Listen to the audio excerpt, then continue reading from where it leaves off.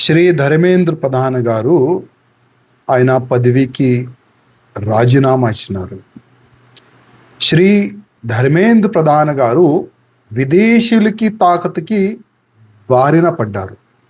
చాలా దురదృష్టం, చాలా తప్పు మెసేజ్ ఇవాళ యావత్ భారతదేశంలో వెళ్ళింది. శ్రీ ధర్మేంద్ర ప్రధాన్ గారు ఎడ్యుకేషన్ మినిస్టర్ అయిన తర్వాత చాలా వరకు ఎడ్యుకేషన్లో మంచి మార్పులు వస్తున్నాయి. కానీ దురదృష్టం ఏంటంటే ప్రతి ఒక్క రాజ్యంలో పేపర్ లీక్ జరుగుతూనే ఉంది.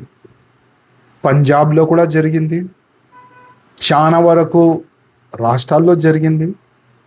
కానీ దానికి ఒక మినిస్టర్ పైన రుద్దాలే, గవర్నమెంట్ పైన రుద్దాలంటే అది చాలా తప్పు. ఎందుకంటే మినిస్టర్ కింద చాలా వరకు శాఖలు ఉంటుంది, ఎంతోమంది తప్పులు చేస్తారు.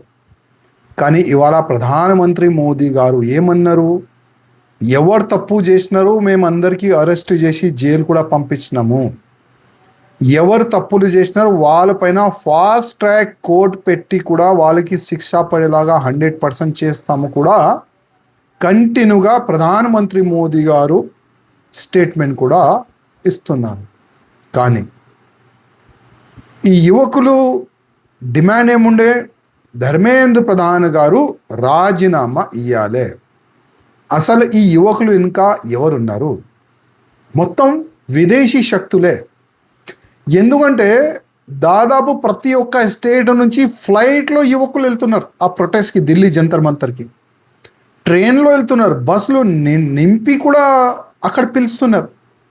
ఒక్కొక్క యూత్కి వేల రూపాయలు, లక్షల రూపాయలు కూడా ఇస్తున్నారు.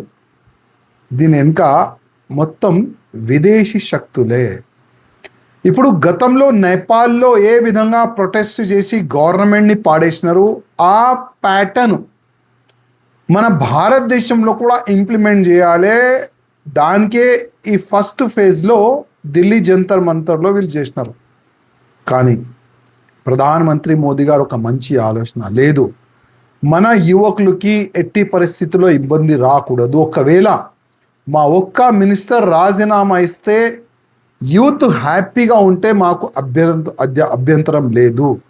అట్లాంటి ఒక మంచి ఆలోచన ఉన్న వ్యక్తి మన ప్రధానమంత్రి మోదీ గారు. కానీ ఇవాళ యువకులు సంబరాలు చేసుకుంటున్నారు, చేయండి, మంచి గురించి చేయండి. కానీ మీ వెనుక ఆ విదేశీ శక్తులు ఉన్నాయి కదా, దానివల్ల మీకు చాలా నష్టమవుతుంది, మీ వల్ల దేశానికి నష్టమవుతుంది. ఈ ఒక్క మాట మీరు యాద పెట్టుకోండి.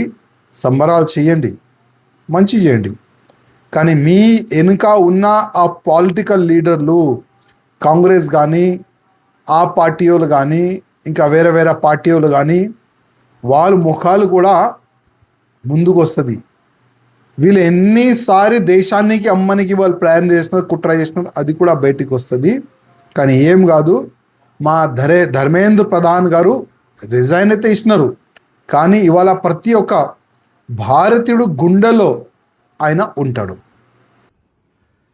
ధర్మేంద్ర ప్రధాన్ రాజీనామా ఈ దేశ విద్యార్థుల విజయం, ఉద్యమకారుల విజయం, అప్రజాస్వామ్యం మీద గెలుపు.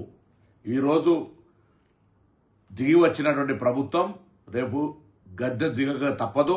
రాహుల్ గాంధీ గారి పోరాటం, ప్రతిపక్షాల పోరాటం, విద్యార్థుల పోరాటం, దేశవ్యాప్త ఐక్యత, భవిష్యత్తు యువతరంతో ఇటువంటి చెలగాటం ఆడొద్దు అనేటువంటి గుణపాఠం ఈ ప్రభుత్వానికి వచ్చింది. ధర్మేంద్ర ప్రధాన్ రాజీనామా ఈ బీజేపీ ప్రభుత్వ దిగడానికి మొదటి మెట్టు. తప్పకుండా ఈ ప్రజలకు వ్యతిరేకంగా, అప్రజాస్వామికంగా రాజ్యాంగ హక్కులను కాలరాస్తూ పోలీసులతోటి నియంతృత్వంగా లాఠీ చార్జీలు చేస్తూ, రైల్వేలు బంద్ చేస్తూ, మెట్రోలు బంద్ చేస్తూ, జేఎన్టీయూ లాంటి యూనివర్సిటీల నుంచి పిల్లలు బయటికి రావద్దని నిర్బంధాలు పెడుతున్న ప్రభుత్వంకు వ్యతిరేకంగా ఇన్ని వేల మంది విద్యార్థులు దేశవ్యాప్తంగా ఉద్యమం చేస్తున్నారంటే ప్రభుత్వంపై ఎంత వ్యతిరేకత ఉందో అర్థమైంది. తప్పకుండా ఇప్పటికైనా విద్యార్థి శక్తి మరొకసారి గెలిచిందిగా భావిస్తూ వారందరికీ శుభాకాంక్షలు. ఇది ఆరంభం. తప్పకుండా ఇటువంటి ప్రజా వ్యతిరేక ప్రభుత్వం గద్దె దిగవాక అందరూ కలిసి పోరాడాలని విజ్ఞప్తి చేస్తున్నాం. ప్రజాస్వామ్యంలో యుద్ధానికి ఎవరైనా తలొగ్గక తప్పదు అనేటువంటి మాటకి ఇవాళ ధర్మేంద్ర ప్రధాన్ కేంద్ర మంత్రి గారు రాజీనామా ఒక తార్కాణం. ప్రజాస్వామ్యంలో నియంత పోకడికి తావు లేదని గతంలో రైతు చట్టాలు వెనక్కి తీసుకున్నప్పుడు ఇవాళ ధర్మేంద్ర ప్రధాన్ గారు రాజీనామా చేసినప్పుడు రుజువైంది. ఇది నైతికంగా ఈ దేశంలో ఉన్నటువంటి విద్యార్థి లోకం యొక్క విజయం. దీని వెనకాల రాహుల్ గాంధీ గారి యొక్క శ్రమ ఉంది. ఈ రెండింటి వల్ల ఇవాళ మోడీ గారు తల వంచక తప్పలేదు అనేటువంటి మాట స్పష్టమవుతా ఉంది. ప్రజాస్వామ్యంలో పౌరుల యొక్క ఆకాంక్షలకి వారి మాటలకి విలువ ఉండాలి. నియంత పోకడికి వెళ్ళి మేము మొండిగా వివరిస్తామంటే ఇది ప్రజాస్వామ్య పెద్ద దేశం ఉన్నటువంటి భారతదేశంలో చెల్లదు అని ఇవాళ ధర్మేంద్ర రాజీనామా వల్ల స్పష్టమవుతా ఉంది. ఇకనైనా ప్రధాని మోడీ గారు మొండి వైఖరిని పక్కన పెట్టి ప్రజాస్వామ్యంలో ప్రతిపక్షాల పాత్ర, ప్రతిపక్ష పార్టీల యొక్క మాటలకి, వారి సూచనల సలహాలకి విలువనిచ్చి ఈ దేశాన్ని ముందుకు తీసుకోవడంలో ముందు ఉండాలి. ఇవాళ నీటి విషయంలో జరిగినటువంటి అవకతవకలు, లాఠీ చార్జు, బాష్పాయవు, విద్యార్థులు విచక్షణారహితంగా కొట్టిన తీరు ఇలా ఈ దేశం కాకుండా ప్రపంచ దేశాల్లో గరిస్తూ ఉన్నాయి. ఇక ముందు ఇలాంటి లీకేజ్ జరగకుండా సమగ్రమైన చట్టం తీసుకురావాల్సిన అవసరం ఉంది.